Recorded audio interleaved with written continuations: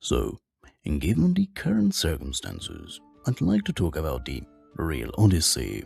Well, real is a bit weird thing to say in this particular mythological context. Anyway, I mean the Homeric Odyssey. Talk about different meanings behind the myth and what the story actually tells you. In later installments of this small Odyssey series, we will also talk about different aspects such as the characters, their meanings, the locations, the monsters, and so on.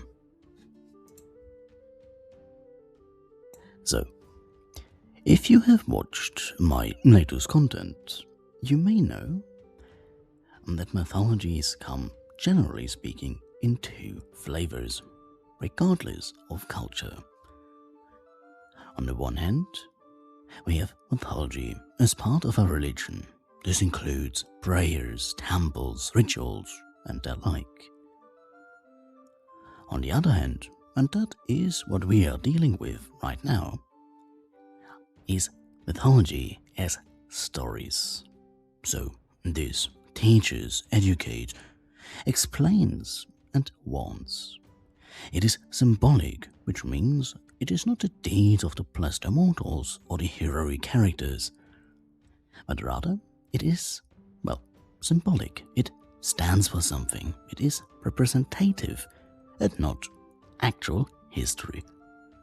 Though it can be based and or inspired by actual events, which does not mean that the stories are real. So, with that out of the way, let us see what the Homeric Odyssey has to offer. First, we have a total of 24 books, which have a total of 12,110 lines. And on my second channel, I'm going through those lines, not sure through how many, and after this, making small lessons, kind of a mini lesson, where I'm translating sentence by sentence. And on my Patreon, I'm even breaking down the vocabulary and a little bit of grammar, as the Homeric Odyssey is slightly different from the Attic dialect that I'm teaching. Anyway, each book has, and therefore, roughly 500 lines and could be easily read in about 30 to 45 minutes by a moderate reading speed. So, a nice month goal.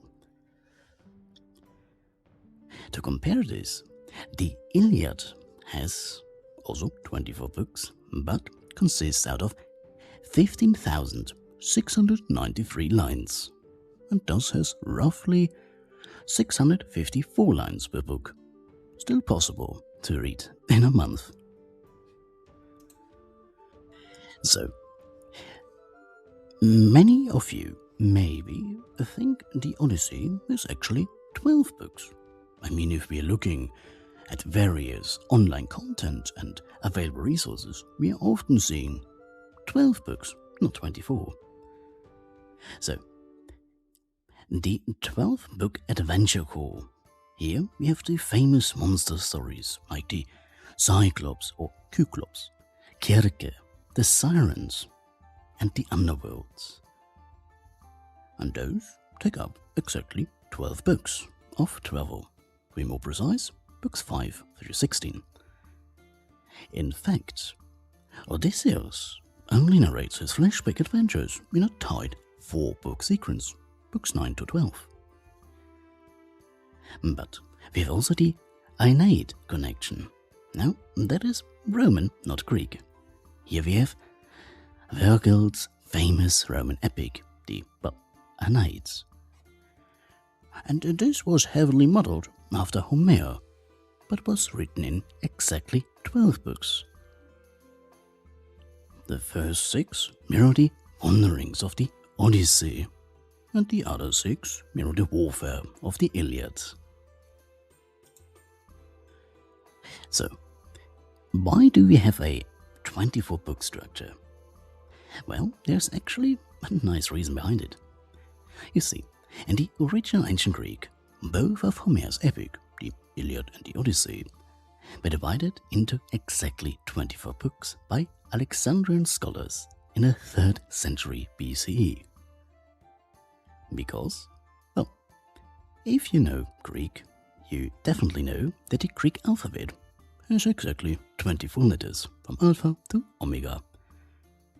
So, each individual book of the poem was assigned one letter of the alphabet and written on its own separate papyrus scroll.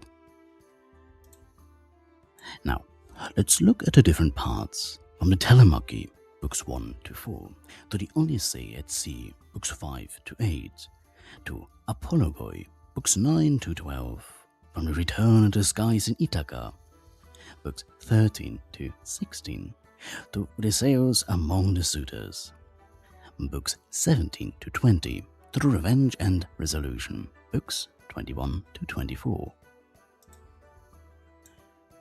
So, first the Telemachy, books 1 to 4. Here, the situation in Ithaca. The gods meet on Olympus and agree it is time for Odysseus to return home. While a crowd of suitors waste Odysseus' estate and press his wife Penelope to marry. Athena's intervention. Disguised as Mentor and Mentis, Athena inspires Odysseus' young son, Telemachus, who stand up to the suitors and seek news of his missing father. Then the journey to Pylos. Telemachus travels to Pylos to visit King Nestor, who speaks highly of Odysseus, but has no definitive news of his current whereabouts. And lastly, the journey to Sparta. Telemachus visits King Menelaus and Queen Helen in Sparta, learning that Odysseus is alive, but trapped on the island of the nymph Calypso. And then we have the Odyssey at Sea, Calypso and Phaecia, books 5 to 8. Beginning with the release from Ogygia. Hermes delivers Zeus' command to Calypso, forcing her to let Odysseus build a raft and leave a hidden island after 7 years of captivity. Then, of course, the famous Poseidon storm. The sea god Poseidon spots Odysseus on the water and destroys his raft with a massive storm, forcing Odysseus to swim naked to the shores of Scheria, where he is being rescued by Nausicaa. The princess Nausicaa finds the exhausted Odysseus washing ashore and guides him safely to the royal palace of the Phaeacians, where the Phaeacian games are. King Alcinous hosts a great banquet and athletic games in honor of the mysterious stranger, where the blind bard Demodocus sings of the Trojan War, the Iliad, moving Odysseus to tears and prompting him to finally reveal his identity. And then the Apologoi, the Great Wanderings, books 9 to 12. The Cicones and famous Lotus Eaters. Odysseus narrates his past journeys, starting with a raid on Ismaros and a stop at the land of the Lotus Eaters, where the crew forgets their desire to return home. Then we have the Cyclops, Polyphemus. The crew is trapped in the cave of the one-eyed giant Polyphemus. Odysseus blinds him and escapes by clinging to the bellies of sheep, but foolishly shouts his real name, provoking Poseidon's curse, which is why earlier we had the Storm of Poseidon. He did not do it unprovoked. He was provoked by Odysseus' act at Polyphemus. And then Aeolus and the Laestrygonians. King Aeolus gives Odysseus a bag containing all the fierce winds, which the curious crew opens right before reaching Ithaca, blowing them all the way back into the hands of cannibalistic giants. I mean, where else would you go after that? And then we have the famous island of Kirke. The witch goddess Kirke turns Odysseus' men into pigs. But Odysseus overcomes her magic with the help of the herb Molly, provided by Hermes, staying on her island of Aiaia for a year. Then, the kingdom of the dead, Nikuia. Odysseus travels to the underworld to consult the blind prophet. Tiresias were already made a little bit of content about, receiving warnings about his journey and speaking with the ghosts of his mother and fallen Trojan comrades. And lastly, Sirens, Scylla, Charybdis, and Trinicia. The crew survives the seductive song of the sirens by not listening to the sirens and binding Odysseus.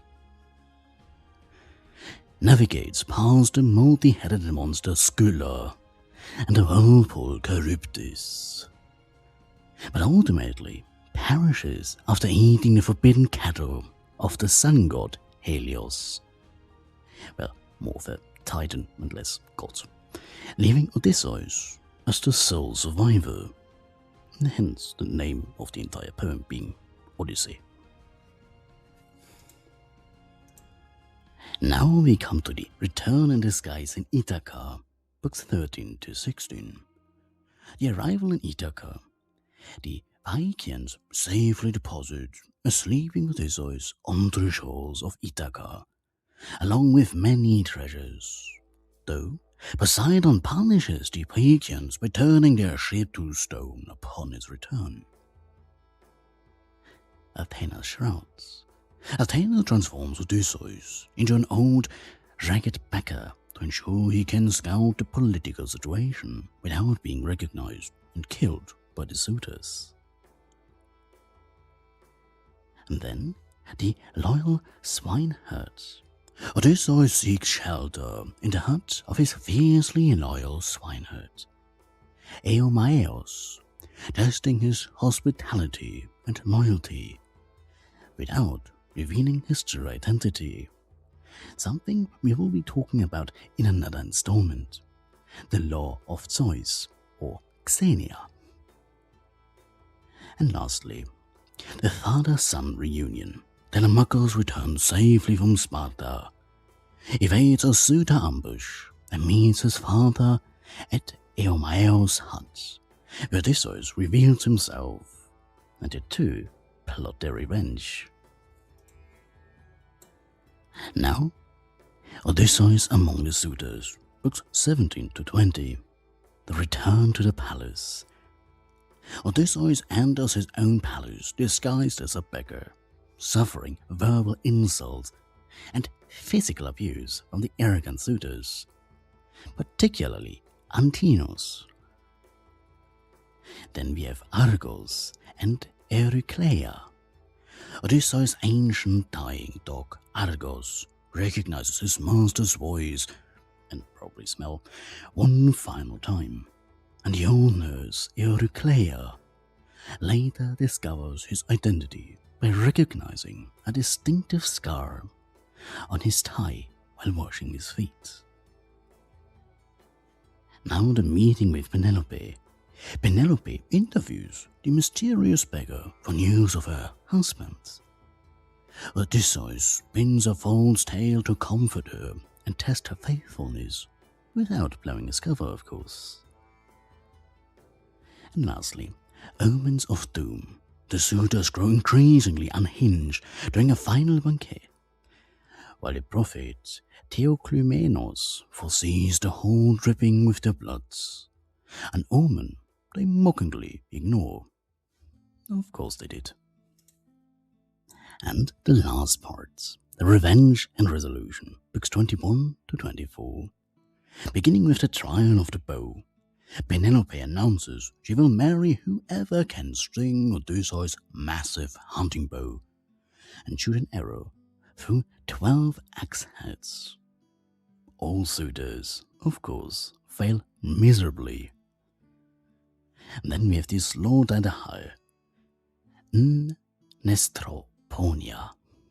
Still in disguise, Odysseus easily strings the bow, shields the arrow, and then blocks the exit doors with Telemachus, Eumaeus, and Pirouethios to slaughter all the suitors. And then the olive tree bit. Very important that it is an olive tree. Penelope tests Odysseus' identity one final time by ordering her servant to move their bridal beds. A feat Odysseus knows is impossible because he built the bed directly around the living olive tree. And finally, peace restored. Odysseus reunites with his grieving father, Laertes, and when the angry families of the dead suitors march out for war, Athena steps in to command a permanent truce and restores peace to Ithaca. In the next installment, we will talk about 2 primary frameworks, but for now, that's all for this installment.